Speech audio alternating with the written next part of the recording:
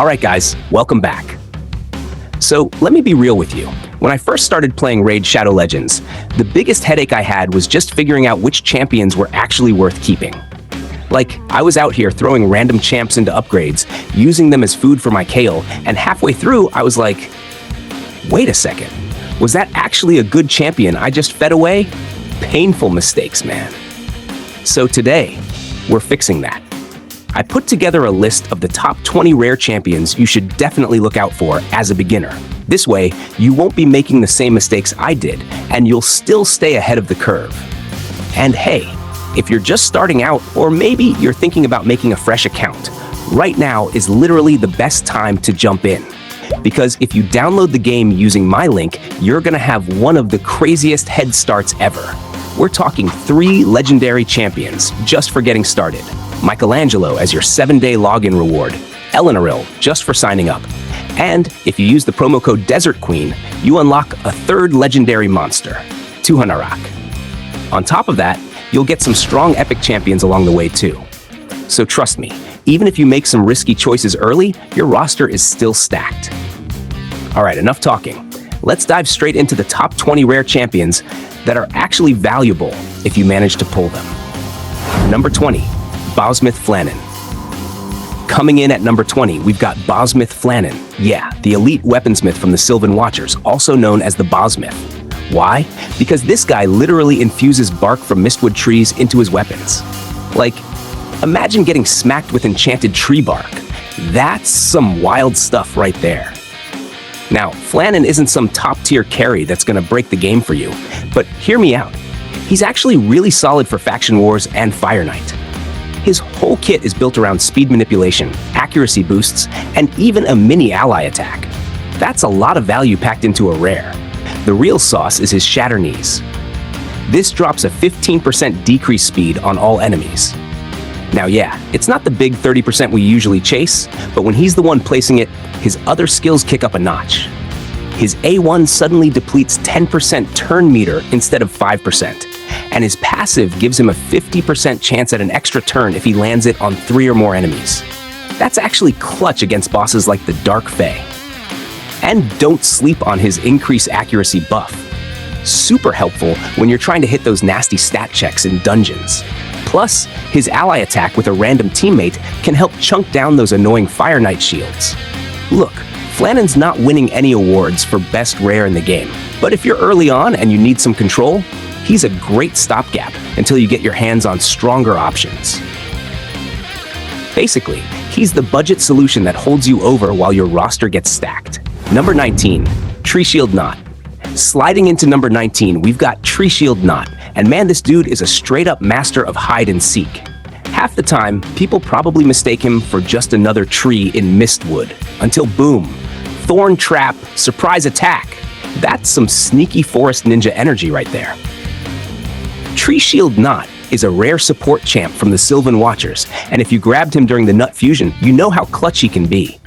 Let's be real, the Sylvan Watchers don't exactly have a ton of revivers, so his Root Rejuvenation Ithri is a game changer in faction wars. He brings back 2 random allies with 25% turn meter and HP, then drops a 20% shield on them based on their max HP. That's like saying, welcome back, here's a bonus shield, don't die again. But hey, he doesn't just care about the fallen, he's looking out for the living too. He can pop a 30% increased defense buff and heal allies for 15% of their max HP, which is always solid. And if that wasn't enough, he's got a handy single target decrease attack to keep enemy damage under control. Treeshield's kit isn't flashy, but it's simple, reliable, and effective. Whether you're pushing through faction wars, or even grinding through those annoying rare-only secret rooms, this tree warrior has your back. Basically, he's the support homie that makes sure your team doesn't completely fall apart. Alright, at number 18, we've got Denid the Tusk Knight, and honestly, his backstory is straight savage. His village gets attacked by tusked skinwalker raiders. He fights back, takes down one of them, and then, get this, he snatches the helmet off his enemy and starts wearing it to sneak into skinwalker territory. That's not just revenge, that's a whole action movie plot. Imagine rolling up on the people who wiped out your home, wearing their buddy's gear. Cold. Now, lore aside, Denid was a fusion rare from the Gretel Hagbane fusion, and he's got a surprisingly clean and effective kit. He's the only rare in the game right now who can place a 25% strengthen buff on allies. That's huge. Strengthen is one of the best team-wide defensive buffs, cutting incoming damage for everybody. And the best part? He does it on a 3-turn cooldown. Even a lot of epics don't bring that, except for someone like Morag Bronzelok. On top of that, his A1 has a 40% chance to provoke enemies, which is big for crowd control. That makes him super handy in places like Faction Wars, the Cursed City, and even against bosses like the Magma Dragon, where control is key. And to make him even more annoying, whenever he's hit by an enemy under provoke, he gains a little self-sustain with a 10% shield. So yeah, Denid might not be flashy, but he's a rare defensive gem. A mix of strong team protection, reliable CC, and solid survivability. Basically, if you need someone to hold the line, this Tusk Knight has your back. Coming in at number 17, we've got Frozen Banshee, and honestly, just hearing her name gives you chills. This rare from the Undead Hordes isn't messing around. She's all about poisoning enemies and making life miserable for anyone who crosses her path. What makes her super interesting is that she's one of the few champions who can actually place a poison sensitivity debuff, which is huge for things like Clan Boss. Her Death's Caress A1 drops poisons on targets as long as they're under poison sensitivity, and pairing her with allies that have counterattack or attack buffs, or even extenders like Vizier Ovalis, just turns her into a total menace. Basically, more attempts to apply poisons and less chance of that sensitivity wearing off too early.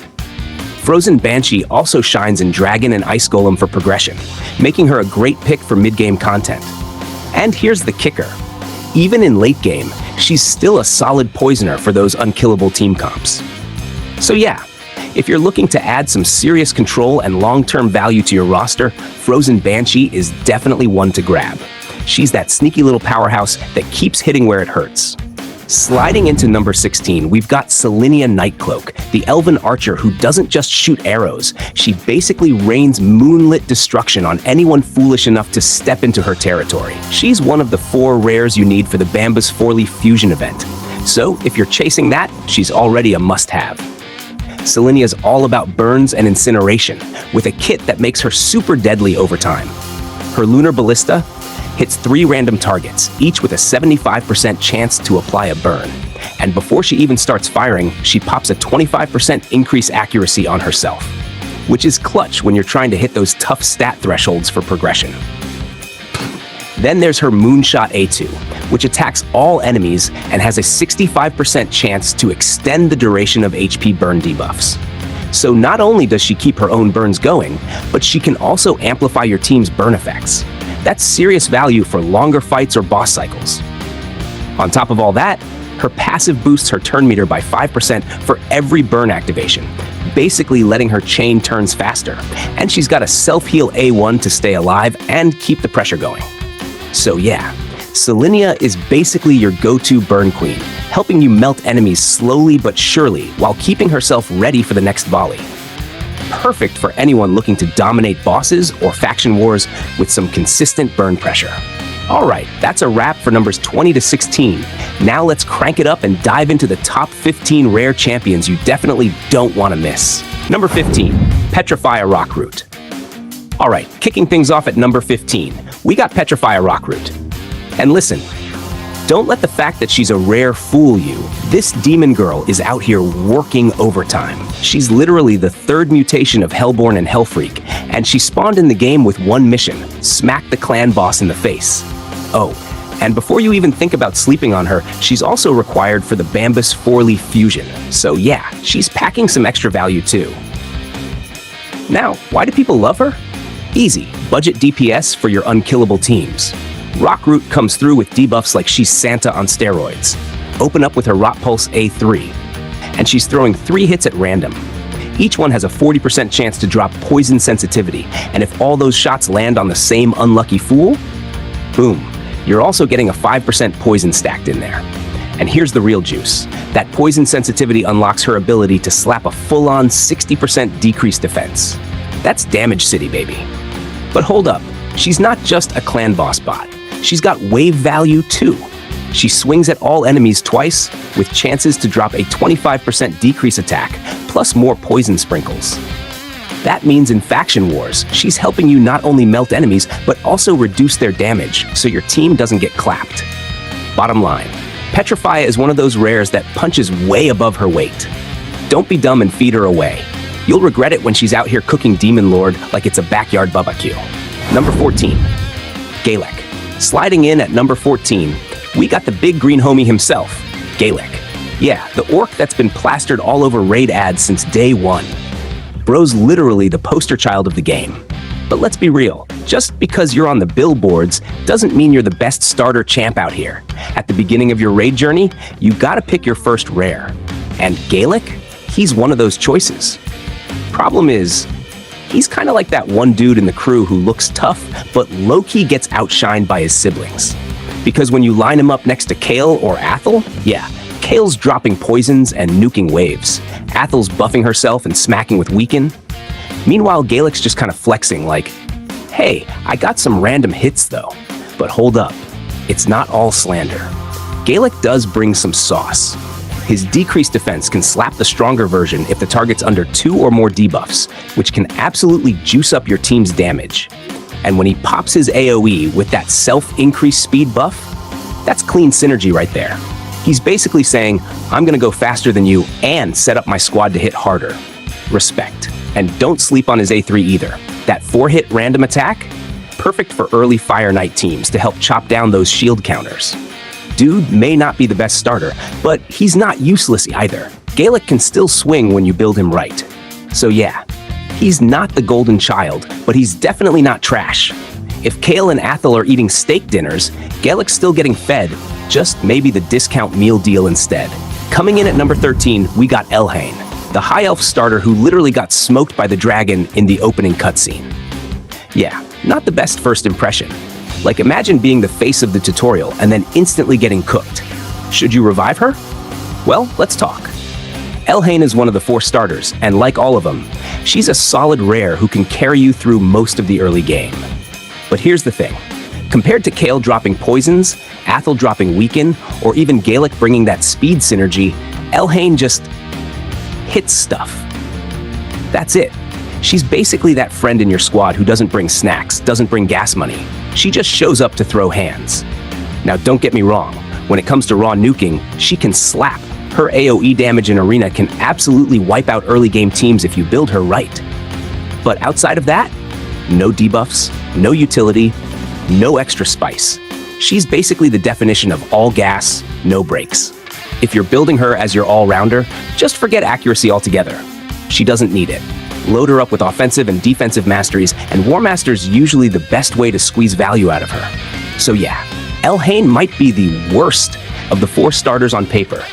But don't act like she can't clap some fools when it's nuke time. She's just not bringing anything fancy to the table. She's the plain fries, while the others got the extra seasoning. Alright, at number 12 we got Athel, the Sacred Order starter and his longtime rival. And look, let's be honest, Kael's been dunking on her for years. Dude's got poisons, dude's got fame, he's basically the teacher's pet of raid starters. But if you don't want to follow the crowd, Athel's got plenty of heat to bring to the table.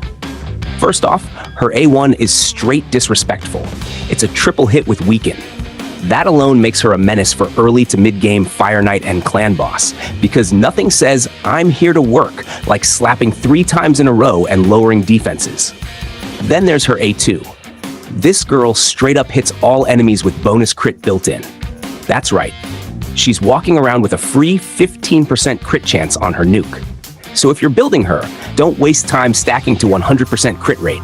You only need 85%, and boom, she's farming campaigns, clearing dungeon waves, and nuking arena scrubs like it's nothing. And the best part?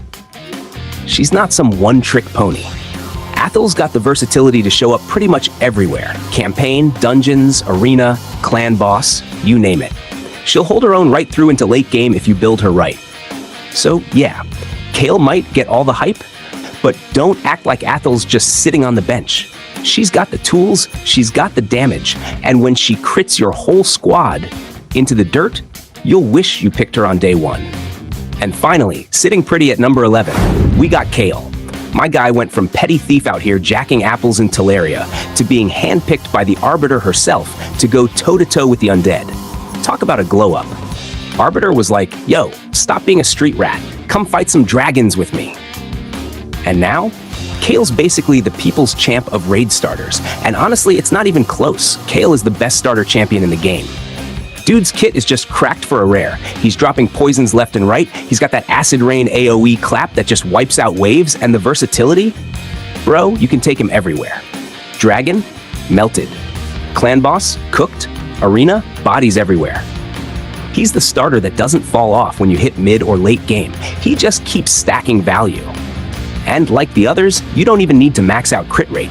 Just build him to 85% because his A2 already comes with a free 15% crit baked in. That's efficiency, baby. More stats for damage, more stats for survivability, more stats for Kael to just keep embarrassing people. Even in late game content, Kael's still hanging around. Rare Doom Tower secret rooms, guess who's walking in with a smirk? Kael. This guy's basically Raid's poster boy for don't mess with me, I'm rare but I clap like a legendary. So yeah, Elhain got roasted by a dragon, Galek stuck in the ads, Athel's trying to keep up, but Kael's the starter who actually delivers. If you picked him, you made the smart move. If you didn't, well, enjoy the regret, my friend. Alright, that wraps up 15 through 11. Now it's time to step into the big leagues. Let's break down the top 10 rare champions in Raid. The ones that really separate the noobs from the pros. For 10, we've got my guy Gnarlhorn. And listen, don't let this dude's name fool you. He might sound like some farm animal with anger issues, but in Raid Shadow Legends, this bull is an absolute crowd control machine. Here's the deal. Gnarlhorn has one of the best AoE provokes in the entire rare category. We're talking 100% chance to provoke on a 3-turn cooldown. That's crazy. You throw him in against waves, and suddenly the enemies aren't doing their flashy moves anymore. They're all too busy swinging at this angry goat man instead of your squishier champs. And let's be real, sometimes you just need someone who's willing to stand there and say, yeah, hit me, bro. All of you at once. That's Gnarlhorn. Absolute tanky bodyguard energy. Where does he shine? Pretty much anywhere you need crowd control. Doom Tower waves, he's locking them down. Faction wars, he's saving your weaker champs from getting clapped. Hydra, believe it or not, he even puts in work there by keeping the heads provoked so your team doesn't get nuked. Now, is he flashy? Nah, he's not dropping nukes. He's not out-damaging your Kael or your Elhain. But that's the thing, he doesn't need to. Gnarlhorn is that reliable dude who shows up, does the dirty work, and keeps your team alive while your damage dealers shine. Every team needs a guy like that. So yeah, if you pull him, don't sleep on him. He's not food. He's not a bench warmer. This angry bull is one of the most valuable rares for crowd control, and that's why he kicks off our list at number 10. Number 9, Paragon. All right, sliding in at number 9, we've got Paragon, aka the king of cheese, the master of frustration, and the champ that made me question if Raid even playtests their rares sometimes. So here's the deal. Paragon's got this permanent unkillable setup. His skill lasts 2 turns with a 2-turn cooldown. Do the math. Yeah, that means he can literally keep unkillable up forever. Infinite, permanent, never dying. It's like having God mode turned on, but legit. And what does that mean for you? It means Paragon can literally carry you through stuff that should be impossible. We're talking Nightmare Campaign cheese runs, stalling out Doom Tower bosses, and beating content that your account has no business beating at that stage. He's like the loophole champ. Raid probably thought, oh, nobody will actually abuse this, but guess what? We do, every single time. Now, there's a catch. You can't just throw him in naked and expect miracles. For Doom Tower bosses especially, you'll want to gear him smart, poison set, deflection set, or grab Warmaster Mastery so he actually does damage over time. Otherwise, yeah, he'll survive forever, but you'll run out of turns, quit the run, and rage. Been there. Don't recommend. But here's the part I gotta roast. Please, please don't be that person who throws Paragon as a solo defense in Arena. That's not strategy. That's just evil. All you're doing is forcing people to waste 5 minutes of their life slowly chipping away at an immortal mosquito. Don't be that guy. Nobody likes that guy. Bottom line, Paragon is absolutely busted for cheese strategies, can carry you through content you shouldn't be able to touch, and he's one of those rares you'll always be glad you kept around. Just don't use him to troll the arena, or I will personally send Gnarlhorn to your account to deal with you. Number 8. Reliquary Tender. Okay, sitting pretty at number 8, we've got Reliquary Tender, and let me tell you, this champ is way better than she looks.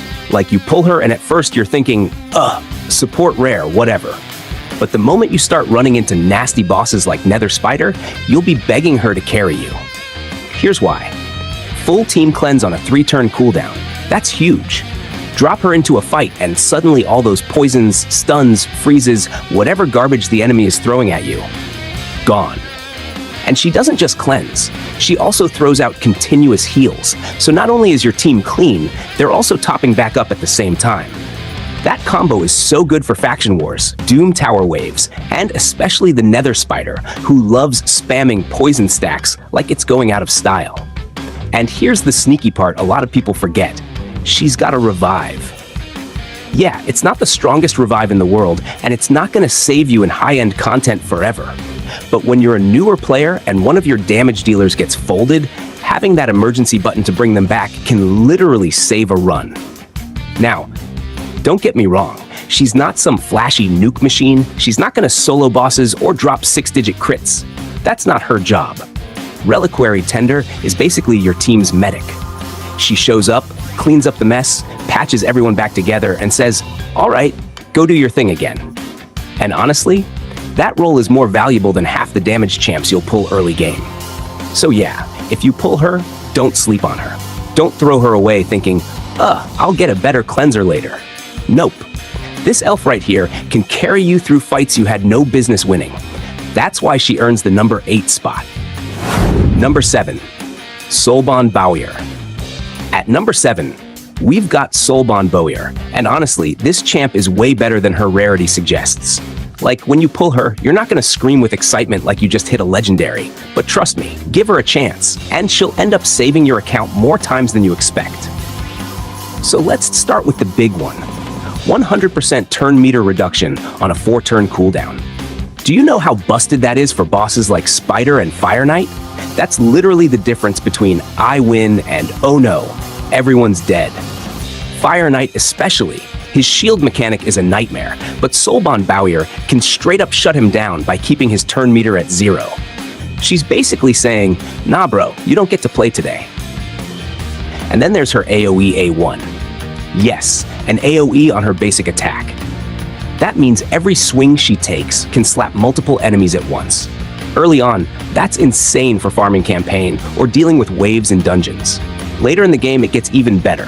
Throw her in a stun set, and suddenly, every A1 is a chance to lock down an entire wave. That's exactly why she keeps her value way into late game, especially for Doom Tower secret rooms. Now, to keep it real, she's not perfect. Her damage isn't game-breaking, her kit doesn't scream legendary power, and without the right gear, she's kinda average. But in the right spots, she's a boss killer. Straight up. She's like that friend who's chill most of the time, but the second you're in trouble, she pulls out some crazy hidden skill and saves the day. So yeah, Soulbond Bowyer is absolutely worth keeping, building, and slapping some gear on. She's not food. She's not filler. She's one of those rares that continues to shine even as your account grows, and that's why she locks in the number 7 spot. Number 6, Warmaiden. Alright, taking the number 6 spot, we've got Warmaiden. And yo, if you've played Raid for more than 5 minutes, you've probably already heard her name. And that's because she brings one of the most important debuffs in the entire game. I'm talking about that 100% AoE decrease defense on a 3-turn cooldown. And trust me, this skill is everything. Like, you can have the strongest nuker in the world, but if you don't have decreased defense on the enemy, your big shiny crits are basically tickle damage. Warmaiden walks in, slaps that debuff on everyone, and suddenly your Kael, your starter nuker, your whole squad is deleting waves like they're nothing. She makes everyone else look better. And the best part? She's farmable. You don't have to pray to RNGesus to bless you with her. You can literally grind her out from campaign. That means she's easy to get, easy to book, and you can max her skills without feeling like you're throwing away resources. Honestly, she's probably the most beginner-friendly rare in the game because anyone can grab her with just a little effort. Now, let's keep it real. Warmaiden isn't going to carry you into endgame Doom Tower or late Hydra. She's not some secret god-tier champ. But for early to mid-game progression, she's basically mandatory. She's that champ you build, gear up, and lean on until you finally pull a legendary or epic that does the same job. And even then, she still feels solid. So yeah, Warmaiden deserves the number 6 spot all day. She's simple, reliable, and she's out here teaching new players the most important lesson in Raid. Always, always bring decreased defense. And that's our list from 10 down to 6. Solid rares that can absolutely carry your account if you know how to use them. But hey, we're not done yet, because now we're stepping right into the top 5 rare champions in Raid Shadow Legends. If you've already watched my last video, you know exactly who's coming and why they're such beasts. But if this is your first time tuning in, don't worry. This video ties it all together, so you'll have the full top 10 rares list in one place. So let's keep it rolling. Here are the top 5 rare champions that every player should be looking out for. Number 5, Prosecutor. Coming in at number 5, we've got a rare that doesn't always get the spotlight, but definitely deserves it. Prosecutor. Now, let me tell you why this champ is actually rated pretty high by a lot of players. First off, Prosecutor is literally the only rare champion in the game with an AoE decrease speed debuff at 30%. That's huge, because slowing down an entire enemy team or a dungeon boss is game-changing. The only catch? It's not guaranteed. It's a 75% chance to land. But hey, if you build the right masteries, you can push it up to 80%, which makes it way more reliable. Still not perfect, but when it lands, oh boy, it's nasty. Next up, the triple hit A3 with heal reduction. This is what makes Prosecutor a complete beast in Fire Knight's castle. Why? Because Fire Knight is all about breaking down that shield, and triple hitters just rip right through it. Add in the heal reduction, and suddenly you're shutting down his healing at the same time. That's 2 birds with 1 stone. But it doesn't stop there. Her double hit A1 comes with turn meter reduction, and that's clutch not only for Fire Knight, but also in fights like Spider and Dark Fae. Controlling turn meter basically means you're controlling the pace of the entire battle, and Prosecutor brings that in spades. What's cool is that she actually plays very similarly to the starter champions, you know, Kael, Elhain, Athel, Galek. But the difference is that she's spirit affinity. And that spirit typing gives her a niche in certain fights where the starter champs struggle. So while she's not going to carry you everywhere, Prosecutor is one of those sneaky rares that can absolutely clutch some big battles if you invest in her. That's why the community rates her higher than you might expect. Not because she's the flashiest, but because she brings a rare mix of abilities that just work in some of the hardest content early on. Number 4, Apothecary. Sliding into number 4, we've got a champ that honestly every beginner should get excited about, Apothecary. This dude is basically the definition of support MVP in the rare pool. Why? Because he's the only rare champion that can throw out a team-wide 30% increased speed buff and fill your turn meter at the same time. That combo right there is insane for progression. Speed is literally the most important stat in Raid. The faster your team takes turns, the more control you have, and the more times you smack the enemy before they even get to react. Apothecary makes sure your squad is always running laps around the opponent. On top of that, he's packing a great single target heal. And not just a little tick of health, it's a strong, reliable heal that can save your carry champion in tough fights. If your Kael or Elhain is about to drop, Apothecary swoops in and keeps them alive long enough to finish the job. That kind of clutch healing is why so many players swear by him early on. And his base stats? Surprisingly solid for a support. He's not just there to buff and heal. He can actually take a few hits without instantly folding, which makes him even more reliable in longer fights. But here's the kicker. His A1 is a triple hitter. And if you know anything about Fire Knight's castle, you already know where I'm going with this. Fire Knight's shield is all about landing multiple hits as fast as possible, and Apothecary brings that utility right on his basic attack. That means while he's boosting your speed and healing your team, he's also actively helping you break down that shield. Absolute game changer. So yeah, Apothecary isn't just some background healer. He's one of those rares that can literally carry your account through the early and mid-game if you build him right. That's why the community holds him in such high regard. Number 3, Painkeeper.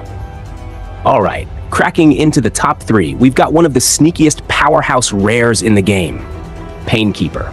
Now, at first glance, she might not look like much, but trust me, this champ has some absolutely busted utility that makes her a favorite for tons of players. The biggest thing?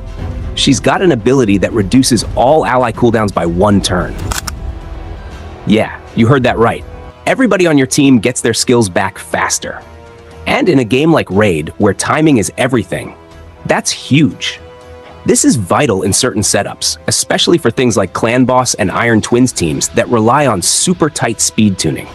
If you've ever tried to put together a comp where every single turn matters, Painkeeper is basically the glue that holds it together. She keeps your rotation smooth, your key abilities cycling, and your damage flowing non-stop. But it's not just about cooldown reduction. She's also a solid healer. And for early progression, that's a lifesaver. You're going to be going into dungeons and campaign fights where your champs take heavy damage, and having Painkeeper there to top everybody back up makes those runs way smoother. She gives you both survivability and utility at the same time, which is rare to find in one champion. So, yeah, Painkeeper might not look flashy like some big damage dealer, but the community rates her so high because of how much she enables your team. Whether it's making your Clan Boss squad hit those longer runs or keeping your early game roster alive through tough fights, she's one of those rares that just puts in work way beyond her rank. Number 2, Renegade. Alright, locking in at number 2, we've got the queen of cooldown resets herself, Renegade. This champ is straight up legendary level when it comes to what she brings to the table. Why? Because she's hands down the best rare reset champion in the entire game. Her ability reduces all ally cooldowns by 2 turns. 2. That might not sound like much if you're new, but in practice, that's absolutely busted. It basically means your team gets to fire off their big nukes and clutch abilities way more often. Here's the crazy part. If you're looking for an upgrade from her, you can't even settle for an epic. Nope. You literally have to pull top-tier legendaries like Prince Kaimar or Yumeko to get something better. That's how good Renegade is. She's sitting in rare rank, but she's operating at the same level as some of the most sought-after legendaries in the game. Talk about punching above your weight. And the reason players rate her so highly is because she's essential for speed farming. Whether you're clearing dungeons for gear or blasting through Doom Tower stages, having Renegade on your team means you're cycling through skills at light speed. Your nukers get to nuke more, your debuffers keep control rolling, and your runs get faster and more consistent. So yeah, Renegade is one of those champions where, if you pull her, you don't just feed her away. You build her. You keep her. Because she's got one of the strongest and most unique abilities in the entire rare category. And that's why the community has her rated this high. Number 1, Coldheart. And finally, sitting at the top of the mountain, the undisputed champ of the rare tier, Coldheart. No debate, no arguments. She is unquestionably the best rare in the entire game. If you pull a Coldheart, you stop what you're doing, you build her, and you never, ever regret it. That's how valuable she is. Here's why. Her A3 is absolutely busted. It smacks with enemy max HP damage, which means it doesn't care how stacked the boss is. It just rips a chunk right out of their health bar. And on top of that, it comes with a 100% turn meter depletion. That combo is so deadly that it makes her the MVP for killing bosses in pretty much every dungeon and even the Doom Tower. Doesn't matter how tanky they are, Coldheart cuts them down to size. But she's not just about one ability. Her A1 is a 4-hitter. And if you've been paying attention, you already know what that means. Fire Knight's shield? Yeah, it hates Coldheart. 4 hits in one go, plus her massive A3, and suddenly one of the hardest bosses in the game feels way easier. Same deal with Spider. Her kit makes those fights so much smoother, and honestly, she becomes one of your most reliable boss killers across the board. That's why the entire raid community puts so much respect on her name. She's not just good for a rare, she's good, period. She outperforms tons of epics and even some legendaries when it comes to boss fights. So yeah, Coldheart is the definition of a game changer. If you're lucky enough to pull her, congrats, you've just got yourself the #1 rare champion in Raid Shadow Legends. And hey, if you're starting fresh or thinking about a new account, download Raid Shadow Legends through my link. You'll grab insane champions right from the start and hit the ground running. That's it for the top 20 rare champions. Hopefully this helps you make smarter choices and build a roster that actually works. Keep stacking those champs, keep dominating your battles, and I'll catch you in the next one for even more rankings and tips.